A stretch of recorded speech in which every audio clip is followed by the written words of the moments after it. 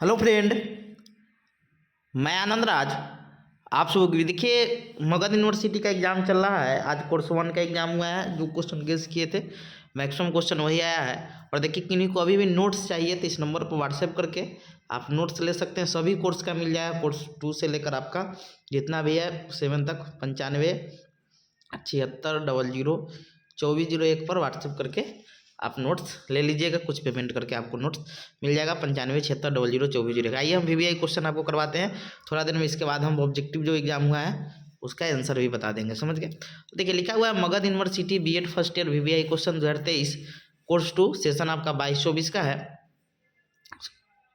देखिए पहला कोर्स 2 का नाम हो गया कंटेम्पोररी इंडियन एजुकेशन। देखिए आपका सेक्शन है, आपका दीर्घ उत्तरीय आता है। 10 नंबर का एक क्वेश्चन होता है। 5 क्वेश्चन का आपका 8 दिया जाएगा, जिसमें से कोई भी 5 क्वेश्चन का जवाब देना रहता है। पहला क्वेश्चन है कि माध्यमिक शिक्षा आयोग यानी मुदालियर आयोग जो 1952-53 का वर्णन करे। बहुत वीवीआई क्वेश्चन है। इससे पहले आपका कोठारी कमीशन पूछा था, तो इस बार आपका माध्यमिक शिक्षा आयोग आ सकता है। दूसरा क्वेश्चन है शिक्षा में सार्वभौमिकरण से आप क्या समझते हैं। तीसरा क्वेश्चन है कि शिक्षा के उद्देश्य संवैधानिक मूल्यों से जुड़ा हुआ है, व्याख्या करें। चौथा क्वेश्चन है राष्ट्रीय माध्यमिक शिक्षा अभियान यानी RMSA क्या है, यानी राष्ट्रीय माध्यमिक शिक्षा अभियान क्या है। और अगला क्वेश्चन है कि शैक्षिक अवसरों की समानता से आप क्या समझते हैं, समझिए। अगला क्वेश्चन निर्बल या वंचित वर्गों की शिक्षा के लिए सरकार के द्वारा उठाया गया, यानी जो लोग कमजोर वर्ग है उनके लिए सरकार क्या कदम उठा रही है। 7वां क्वेश्चन है गुणवत्तापूर्ण यानी क्वालिटी एजुकेशन क्या होता है, यानी गुणवत्तापूर्ण शिक्षा से आप क्या समझते हैं। और 8वां क्वेश्चन है वर्धा या बुनियादी शिक्षा जो 1937 में महात्मा गांधी का बुनियादी शिक्षा का वर्णन करना है, समझ के।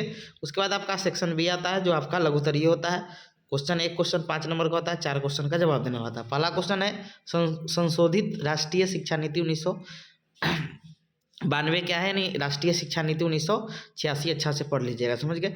अगला क्वेश्चन है कोठारी कमीशन 1964-66 शॉर्ट में लिखना है। वुड घोषणा पत्र यानी वुड डिस्पैच क्या है, 1954।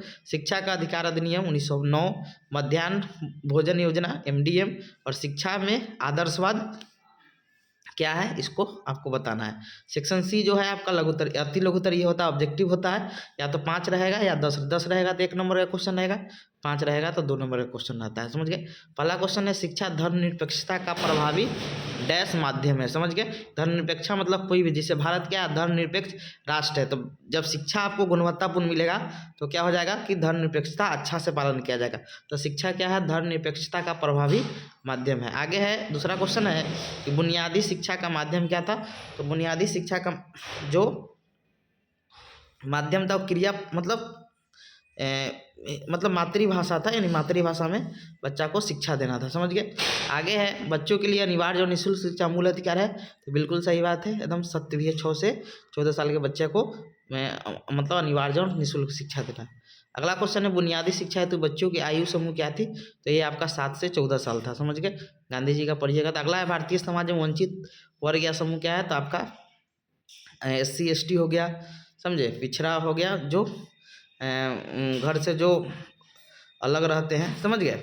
यानी बोल सकते हैं कि सुविधा वंचित वर्ग ये सब में आ जाते हैं, समझ गए।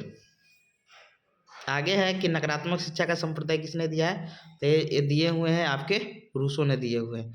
अगला क्वेश्चन है परंपरागत दर्शन की विभिन्न शाखा कौन है। तो परंपरागत शाखा की आपका 3 मतलब शाखा है परंपरागत दर्शन की, मूल्य मीमांसा, ज्ञान मीमांसा और तत्व मीमांसा, समझ गए।